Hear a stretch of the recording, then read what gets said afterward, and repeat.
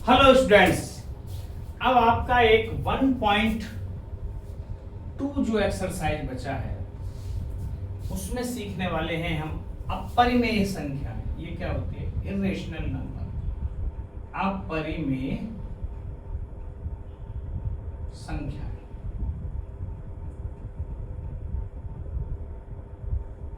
पहले इनके बारे में थोड़ा जाने। अपरिमेय क्या होती है, परिमेय क्या होता है, पहले मैंने आपको बता दिया। परिमेय संख्या जिनको P बटे Q के रूप में लिख सकते हैं, अपरिमेय जिनको P बटे Q के रूप में नहीं लिख सकते। लेकिन ये थोड़ा सा डेफिनेशन आपको कंफ्यूज करती होती, क्या है P बटे Q, क्यों नहीं लिख पाते, क्या चक्कर है। जैसे मैंने आपको बताया था √2 1.414 समथिंग कुछ आएगा और ये चलता रहेगा। यदि कोई पॉइंट की कोई भी संख्या है, जैसे 2.7321657, मान लो इतनी बड़ी संख्या है, क्या इसको P बटे Q के रूप में लिख सकते हैं? बिल्कुल लिख सकते हैं। तो कितनी संख्या बची? 1 2 3 4 5 6, इसको हटा देंगे और नीचे 6 जीरो चिपका देंगे तो ये P बटे Q बन जाएगी। भाग दे लेंगे, गुणा कर देंगे, आप सिर्फ कट रहा होगा तो कुछ, तो P बटे Q बन गया। लेकिन अब इसमें जब खत्म होने का ही नाम नहीं है तो मैं इसके नीचे क्या लिखूं, कितने जीरो लगाएं, तो वो तो लिमिट नहीं है। तो इस वजह से ये ऐसी संख्याएं जो होती हैं वो इरेशनल नंबर। तो एक अपरिमेय संख्याओं के बारे में कुछ गुणधर्म है इसके, ये और आप उनको समझना चाहिए। नोट करके अपन ये भी लिख लिया। कौन कौन से ऐसे अपरिमेय बता दी मैंने? √2, √3, ऐसे √5, √7, जिनका नहीं हो रहा है √8 भी। अब ये कैसे समझो? √8 को कैसे लिख सकते हैं? 2√2। अब √2 एक अपरिमेय संख्या है, 2 इसके साथ में जुड़ा हुआ है, तो ये पूरी 2√2 भी एक अपरिमेय संख्या हो जाएगी। तो एक ये बात और समझ में आई अपरिमेय संख्या कि अपरिमेय संख्याओं के साथ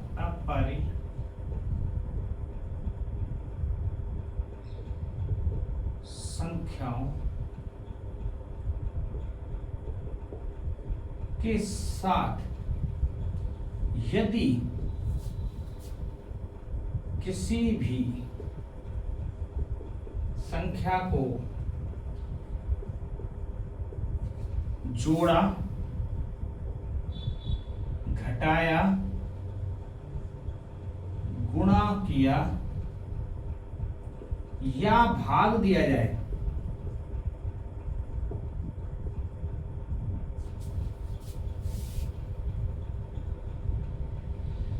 तब भी वह अपरिमेय संख्या ही रहती है।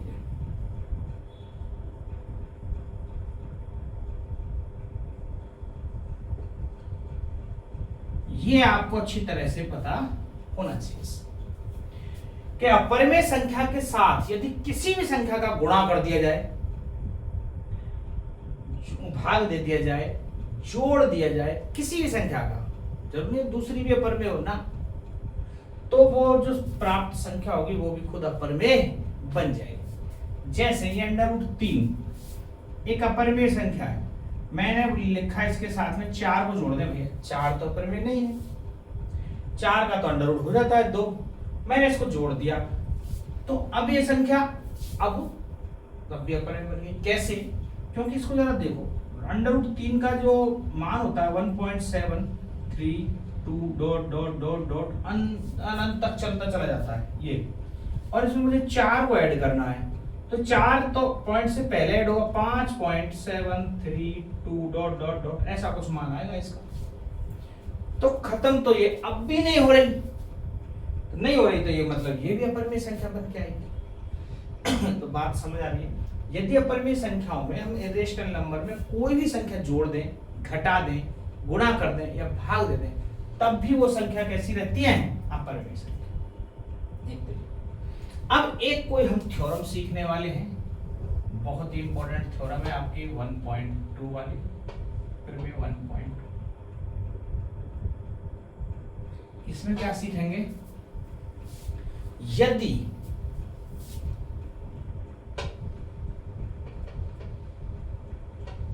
पी स्क्वायर ए से विभाजित है,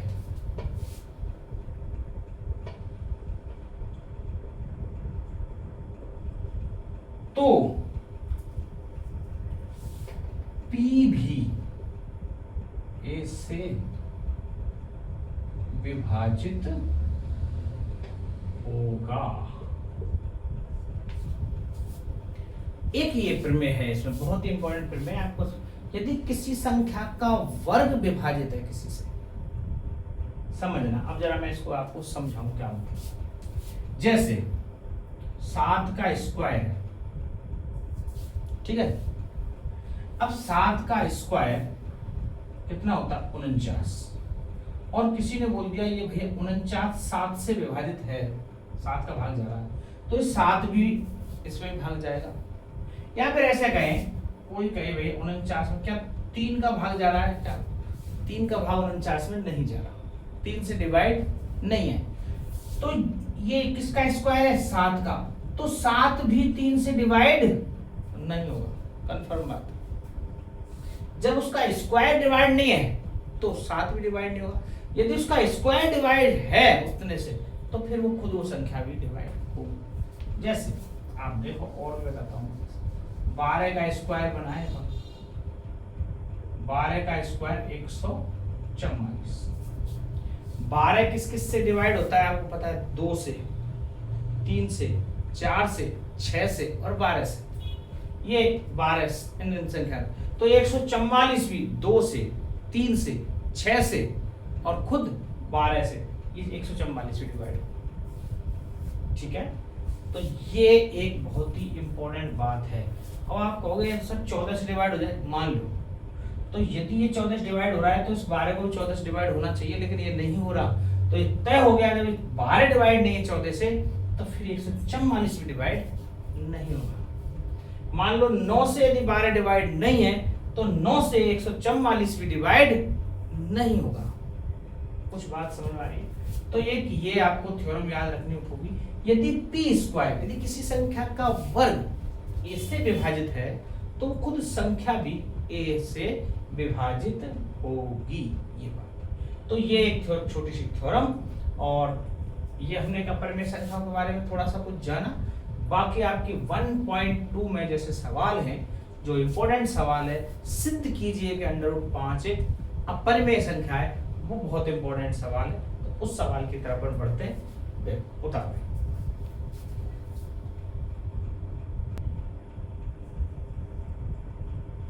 हाँ, अब ये सवाल देखें, सिद्ध कीजिए √5 एक अपरिमेय संख्या है। Prove that √5 is a irrational number. ऐसे सवाल को हल करने के लिए हम इसका विपरीत मान के चलेंगे। पहले इसको परिमेय मान लें, और यदि हमारा परिमेय मानते हुए जो कार्यक्रम बैठ रहा है सही आ रहा है तो सही है, परिमेय है, और यदि वो नहीं बैठ पा रहा तो फिर गलत है। ठीक है, तो ऐसे सवाल में हमेशा एक ही पैटर्न फॉलो करना है। बहुत ही इंपॉर्टेंट परिमेय ये सवाल है, लगभग हर दूसरे तीसरे साल ये रिपीट होता रहता है। ठीक है, तो सिद्ध कीजिए √5 एक अपरिमेय संख्या। √5 का मतलब केवल 5 नहीं है, √2 हो सकता है, 3 हो सकता है, कुछ भी कह दे, √2, √3, √7, √11, कुछ भी सिद्ध करवा ले। सारे सवाल इस ही तरीके से सिद्ध होंगे। केवल 5 की जगह जहां जहां जो चीज दे दी जाएगी वो आपको लिख देनी है। ठीक है, कैसे करेंगे हम देखिए। तो सबसे पहले लिखेंगे अपन, माना √5 एक परिमेय संख्या है। हम इसको उल्टा मान लेते हैं। ये कैसी संख्या है? परिमेय संख्या है। यदि एक परिमेय संख्या है तो हमने तो पढ़ा है भैया, परिमेय संख्या तो p/q के रूप में होती है। ऐसा सुना कि परिमेय कैसी संख्या होती है? p/q। यदि परिमेय है तो बराबर p/q रूप में लिखा जा सकता है, जहां पर, ये जरूर याद लिखना, जहां p और q सहअभाज्य संख्या है। अब ये एक नया नाम और आ गया, सहअभाज्य संख्या है। आप सोचोगे अलग से क्यों नाम लिया है? इस सिंपल ही कोई संख्या मान लेते हैं। अरे सिंपल मान सकते हैं, पर आप बताओ सहभाज्य क्या होता है? क्या मैं p बटे q ऐसे मान सकता हूँ क्या? 4/12। क्यों 4/12 नहीं मान सकता? 4 एकम 4 और 4 तिया 12, 1/3 मानूंगा ना मैं। 4/, क्योंकि वो तो कट रहा है। ऐसे ही मान लो कोई 5/20 मान लिया, तो 5 एकम 5 और 5 चौके 20, ये रेशो क्यों मानेंगे? 1/4 रेशो मानेंगे। तो ये p बटे q सहभाज्य क्यों माना है? सहभाज्य क्या चीज होती है? तो आप इसको समझो, ऐसी संख्याएं जिनका HCF 1 हो, सहअभाज्य। यहां पे लिख देता हूं मैं अलग से इसका डेफिनेशन, सहअभाज्य संख्याएं। इसको इंग्लिश में बोलते हैं को प्राइम नंबर। सहअभाज्य संख्याएं ऐसी संख्याएं जिनका HCF 1 हो, 1 हो। जैसे हमेशा दो संख्याओं का ही पेयर, जैसे 2 3, इनका अपन HCF निकालें 4 5 3 5 3 7 7 9, इनका HCF निकाल के देख लो, मतलब एक ही आएगा। कोई भी इनका कॉमन फैक्टर नहीं होता, मतलब उनमें आपस में ऐसी कोई संख्या नहीं कट जाए एक दूसरे से, मतलब p और q किसी से कटेंगी नहीं। ऐसी संख्या मानी अपन ने p q। ये 3/5 हो सकती है, 7/9 भी हो सकती है, 11/13 भी हो सकती है, कुछ भी हो सकती है, लेकिन एक दूसरे से ये कटेंगे नहीं। तो बात समझ में आई सहभाज्य संख्या क्या होती है, ये इसलिए हमने इसको सहभाज्य संख्या लिखा। ठीक है, तो ये सहभाज्य संख्या मान ली। अब इसका मतलब ये अंडर रूट है, ये तो हटना चाहिए, तो दोनों तरफ वर्ग करने पर ये तभी हटेगा, दोनों तरफ वर्ग करेंगे, दोनों तरफ वर्ग करने पर, दोनों तरफ वर्ग करें, अंडर रूट 5 का वर्ग करेंगे तो 5 अंडर रूट खत्म हो जाएगा वर्ग करते ही, और यहाँ पर p² और ये नीचे q²। इधर वर्ग किया तो अंडर रूट 5 वैसे तो स्क्वायर करने से वर्ग खत्म हो गया, ये 5 आ गया, यहाँ p² बटे q²। तो इसका मतलब अब देखो, क्या मैं q² को इधर और 5 को इधर लिख सकता हूँ? तो q² की वैल्यू निकालना चाहूँ यहाँ से, तो क्या आएगी? p² बटे 5, क्योंकि इसको यहाँ और इसको यहाँ लिख सकते हैं, क्योंकि क्रॉस मल्टीप्लाई करेंगे। आप समझो a बटे b बराबर c बटे d है, तो क्रॉस मल्टीप्लाई क्या आएगा इनका? AD बराबर BC। अब मैं चाह रहा हूं भैया d को तो यहाँ लिख दूं, a को यहाँ लिख दूं, इनके जगह बदल देता हूं। अब भी गुणा करो तो AD बराबर BC आएगा। इसका मतलब जगह बदलने से कोई फर्क नहीं पड़ा। तो इस 5 के नीचे तो 1 है, गुणा इसका इसके साथ होगा, इसका इसके साथ होगा, जो दोनों चीजों गुणा हो रहा है उनको आपस में चीज संख्याएं बदल जा सकती है, तो बदल दी हमने संख्या। तो ये एक समीकरण नंबर 1 बना दिया मैंने। और क्यों बना दिया? अब यहाँ से निष्कर्ष निकल के सामने आएगा कि q² बराबर क्या लिख रहा है? p² बटे 5।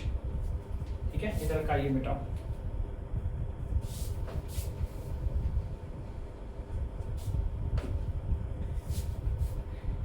यदि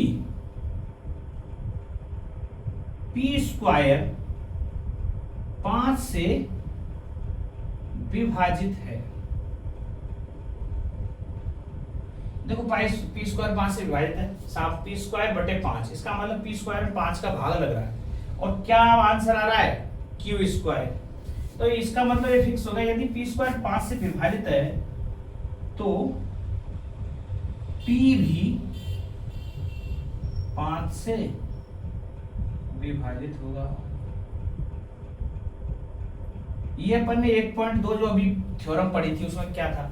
यदि p² a से विभाजित है, किसी एक संख्या से विभाजित है, तो p भी a से विभाजित होगा।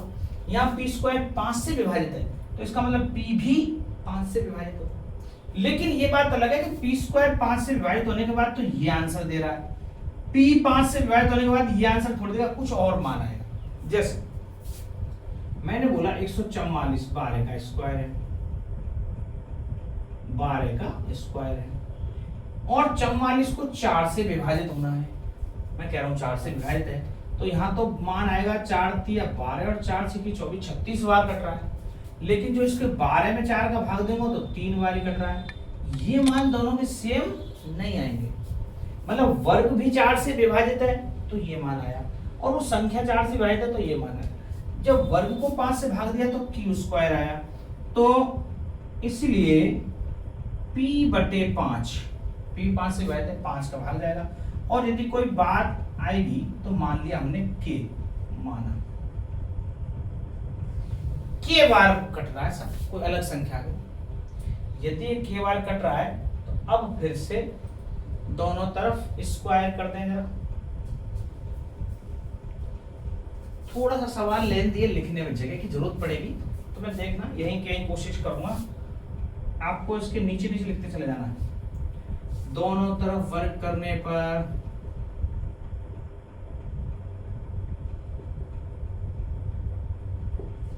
तो पी स्क्वायर बटे 25 बराबर के। अब आपको के कहां से आया सुन लो भाई, पी स्क्वायर में 5 से भाग दिया तो क्यू स्क्वायर मान आया, तो p भी 5 से विभाजित होगा, और p में यदि 5 से भाग लगाएंगे तो कोई अलग संख्या आएगी, पता नहीं क्या आएगी, वो k मान लिया हमने, हो सकता है वो k आएगा। तो दोनों तरफ वर्ग कर दिया तो p स्क्वायर बटे 25 बराबर k स्क्वायर, तो यहाँ से p स्क्वायर का मान निकल जाएगा क्या, तो यहाँ से p स्क्वायर बराबर आ गया 25 k स्क्वायर। तो p स्क्वायर का जो मान आया है वो समीकरण नंबर 1 में रखते हैं। p स्क्वायर का मान समीकरण नंबर 1 में रखने पर, तो देखो जरा q स्क्वायर बराबर, ये जी सा बन रहा है, q है ध्यान रखना, q स्क्वायर बराबर p स्क्वायर मतलब 25 k स्क्वायर बटे 5, अर्थात ये 5 बार कट गया 5 के स्क्वायर, तो q स्क्वायर के नीचे 5 लिख दें तो इस 5 को पक्षांतर इधर कर दें, बराबर क्या रह जाएगा केवल k स्क्वायर। बात कुछ समझ में आई है? ये p स्क्वायर बटे 25 बराबर k स्क्वायर, तो p स्क्वायर की वैल्यू 25 k स्क्वायर, इस p स्क्वायर का जो मान है ये समीकरण नंबर 1 में रख दिया, तो q स्क्वायर बटे 5 बराबर k स्क्वायर आ गया। तो ये तो सेम यही वाली चीज आ गई ना, p स्क्वायर बटे 5 बराबर q स्क्वायर। इसका मतलब p स्क्वायर 5 से विभाजित था यहाँ q स्क्वायर के बराबर, तो p भी 5 से विभाजित होगा। अब यहाँ q स्क्वायर भी 5 से विभाजित है तो q भी 5 से विभाजित होगा, क्योंकि q स्क्वायर 5 से विभाजित है। कैसे कहोगे भाई विभाजित है, क्योंकि देख लो q स्क्वायर बटे 5, मैं q स्क्वायर में 5 का भाग लगा रहा हूं तो k स्क्वायर आ रहा है। इसका मतलब जब q स्क्वायर 5 से विभाजित है तो फिर q भी 5 से विभाजित होगा, ये तो तय है, ये हमारे पिरमे कहती है भाई ऐसा, तो q भी 5 से विभाजित होगा। जबकि मैंने तो बोला था भैया p और q सहभाज्य संख्या है, इनका तो कोई भी कॉमन फैक्टर नहीं है, और यहाँ तो इनका कॉमन फैक्टर निकल के आ गया 5, 5 से कट रही है दोनों, जबकि ऐसा कैसे संभव है? मैं इन p और q को सहभाज्य संख्या माना, तो यहाँ जबकि p और q सहभाज्य संख्या है,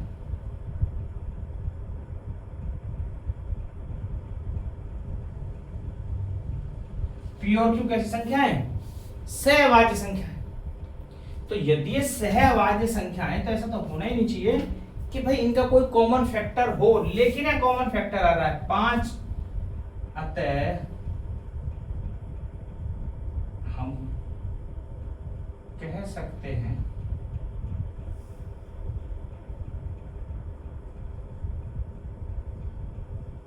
कि √5 एक अपरिमेय संख्या है।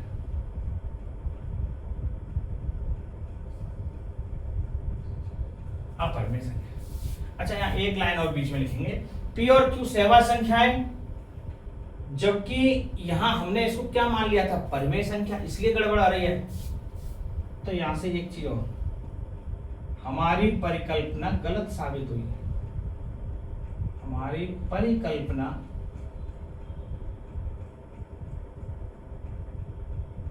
गलत साबित हुई।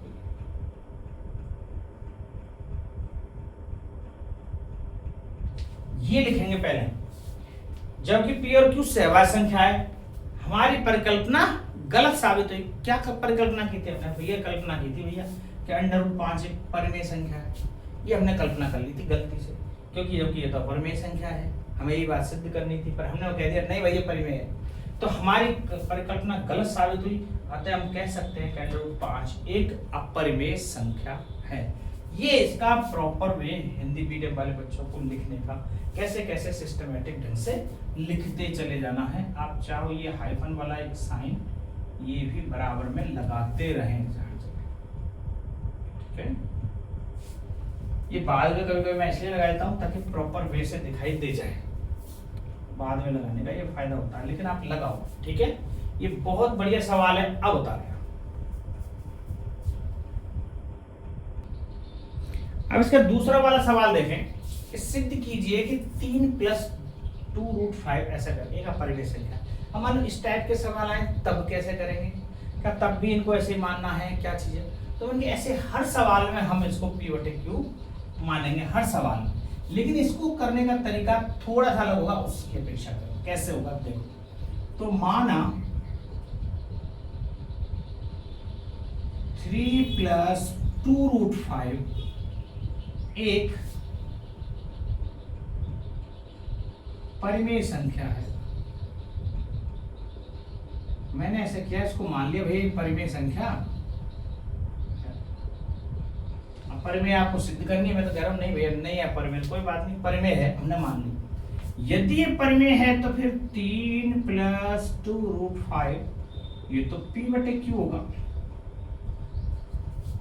यदि ये परिमेय है तो फिर तो p/q के रूप में होगा। तो p/q के रूप में होगा तो फिर 3 को इधर ले जाते हैं ना, ये इधर क्या कर रहा है? p/q - 3। तो इसको हल करेंगे तो 2√5 बराबर p - 3q/q ऐसा कुछ बनेगा, ठीक है।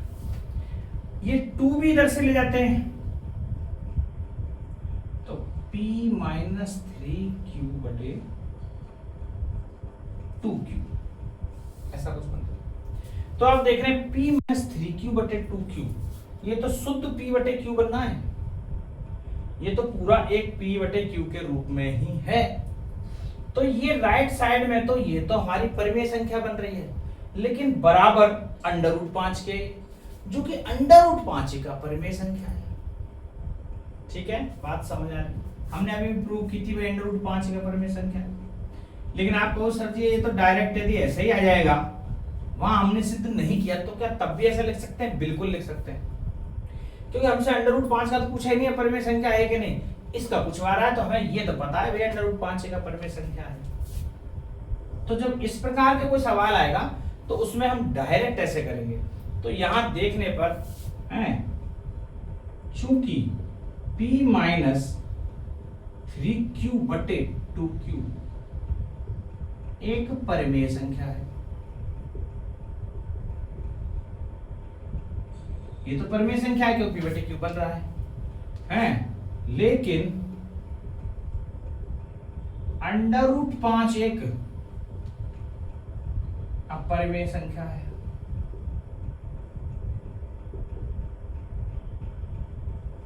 और ऐसा कहा गया है कि ये इसके बराबर है। तो कोई अपरिमेय संख्या किसी परिमेय संख्या के बराबर कैसे हो सकती है भला? कभी नहीं हो सकती, है ना। तो अतः हमारी परिकल्पना का विरोधाभास होता है। हमारी परिकल्पना क्या है? मैंने मान ली परिमेय संख्या, और यहाँ एक तरफ तो परिमेय आ रहा है, एक तरफ अपरिमेय आ रहा है, तो हमारी परिकल्पना गलत साबित हुई।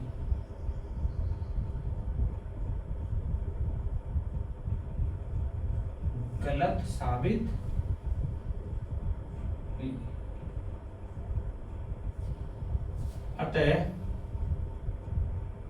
3 + 2√5 एक अपरिमेय संख्या है।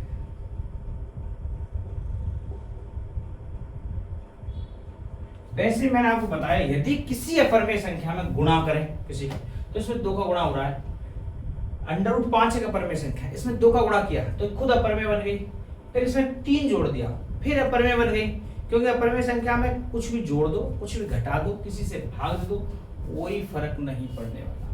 ठीक है, तो अपरिमेय संख्या तो हमेशा अपरिमेय संख्या ही रहेगी। ये आपका सवाल नंबर दूसरा।